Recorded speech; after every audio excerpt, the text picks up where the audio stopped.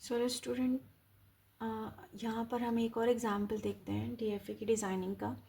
तो आपको एक डिज़ाइन करना है DFA over input alphabet A comma B such that every string accept starting and end with the same symbol. अब चाहे स्टार्टिंग ए पर हो या बी पर हो, तो अगर ए पर स्टार्टिंग हुई है तो एंडिंग भी आपकी ए पर होगी, और अगर बी पर स्टार्टिंग हुई है तो आपकी एंडिंग भी बी पर होगी। ठीक है, क्योंकि आपके पास इनपुट अल्फ़ाबेट दो ही हैं, ए और बी। तो इसके लिए आपको डीएफए बनाना है। तो सबसे पहले हम लैंग्वेज जनरेट करते हैं कि कौन कौन सी स्ट्रिंग आपकी इस लैंग्वेज का पार्ट होंगी। तो सबसे पहले हम लेंथ की बात करते हैं। तो क्या हमारी सिंगल लेंथ ए हमारा वर्क करेगी? यस, क्योंकि अगर ए पर हमारी स्टार्टिंग हुई तो ए पर ही एंडिंग है, तो हमारी ए मिनिमम लेंथ ए की भी स्ट्रिंग एक्सेप्ट होगी, इस लैंग्वेज का पार्ट होगी, और बी भी हमारी लैंग्वेज का पार्ट होगी। इसके बाद हम बात करते हैं कि दो लेंथ की स्ट्रिंग। दो लेंथ में आपके पास ए ही ऑप्शन है कि अगर स्ट्रिंग की स्टार्टिंग ए से हुई है तो एंडिंग भी ए पर हो, और बी से अगर स्टार्टिंग हुई है तो बी पे ही एंडिंग हो। इसके अलावा और कोई पॉसिबिलिटीज़ नहीं है। तो दो लेंथ की आपकी सिर्फ दो ही स्ट्रिंग जनरेट होंगी जिसकी स्टार्टिंग और एंडिंग आपकी सेम पर आ रही है।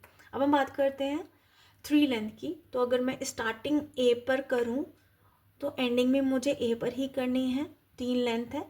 अब यहाँ पर दो ऑप्शन है इस पोजीशन, क्योंकि दो ऑप्शन इसलिए हैं क्योंकि इनपुट आपके पास दो है। तो मिडिल में आपका एक बार ए भी आ सकता है और एक बार आपका बी भी आ सकता है।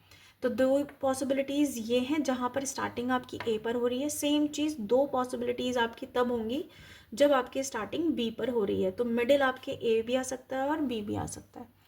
तो ये स्ट्रिंग्स होंगी, चार स्ट्रिंग जो लेंथ थ्री की हैं।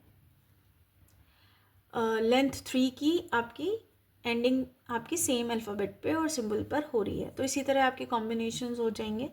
तो अब हम डिज़ाइनिंग पर स्टार्ट करते हैं। तो डीएफए क्योंकि हमें डिज़ाइन करना है, तो सबसे पहले आपकी इनिशियल स्टेट आएगी। अब इनिशियल स्टेट पर आपके पास ए को लेकर भी आप फाइनल पे पहुंच सकते हैं, क्योंकि सिंगल ए के लिए भी सबसे पहले आप मिनिमम रिक्वायरमेंट ही सेटिस्फाई करते हैं। तो ए को लेके भी मैं फाइनल पे पहुंच रही हूँ, और यहाँ पर आप ए कॉमा बी को नहीं करेंगे, क्योंकि अगर मेरी स्टार्टिंग ए से हुई तो फिर आप आगे जाके ये नहीं चेंज कर पाएंगे कि आपकी स्टार्टिंग ए से या बी से। बेटर है इस केस में कि आप ए और बी के लिए दोनों पाथ अलग बना लें, क्योंकि हमें पता है डीएफए के केस में आप कितने भी फाइनल स्टेट यूज़ कर सकते हैं। तो अगर हमें ऑप्टिमाइजेशन या मिनिमाइजेशन की ज़रूरत हुई तो हम वहाँ पर आगे फर्दर देख लेंगे, लेकिन अभी के लिए आप ये नेमिंग चेंज कर सकते हैं। F1 में फाइनल स्टेट ले रही हूँ और F2 में सेकंड फाइनल स्टेट ले रही हूँ। Q1 आपकी वो फाइनल है जो A लेकर पहुँच रहे हैं, और Q0 से अगर आप Q2 पर पहुँच रहे हैं तो B के थ्रू फाइनल स्टेट पर पहुँच रहे हैं, क्योंकि A भी आपकी फाइनल स्ट्रिंग का पार्ट है।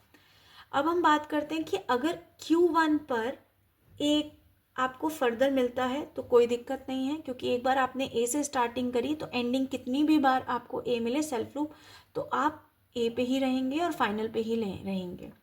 लेकिन इस पोजीशन पर अगर आपको बी मिलता है तो क्या आपको यहाँ पर लूप में ही रहना है? नहीं, क्योंकि एक बार आपकी स्टार्टिंग ए पर हो गई तो अब यहाँ पर एंडिंग आपकी बी पर नहीं हो सकती।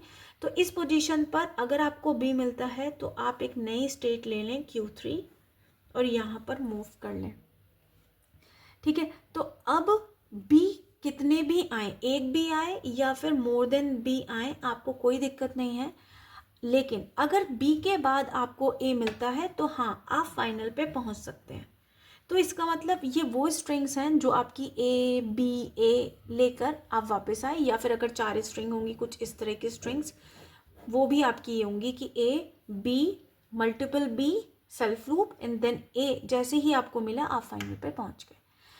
अब आप अगर अपर पार्ट देखें तो वो आपका डीएफए सेटिस्फाई कर रहा है, क्योंकि Q0 पे भी आपने ए के लिए और बी के लिए मूव दे रखा है, Q1 पर भी आपने ए और बी के लिए मूव दे रखा है, अगेन Q3 पर भी आपने ए और बी के लिए मूवमेंट्स बनाए हुए हैं। सिमिलरली यहाँ पर हम बी के लिए अब डिज़ाइन करते हैं। तो बी के लिए भी एक बार अगर आपने बी पर स्टार्टिंग कर दी तो एंडिंग पर कितने भी आपको बी मिले फाइनल स्टेट पर कोई दिक्कत नहीं है। लेकिन अगर आपको ए मिलता है तो आप किसी अदर स्टेट पर, जो नॉन फाइनल स्टेट है वहाँ पर पहुँचेंगे। अब यहाँ पर आपको कितने भी ए मिले कोई दिक्कत नहीं है, आपको फाइनल पे नहीं पहुँचना, क्योंकि यहाँ पर कुछ इस तरह की स्ट्रिंग्स होंगी। आप यहाँ पर कब फाइनल पे पहुँचेंगे, जब आप बी आपको मिलेगा, एंडिंग भी बी पर मिली।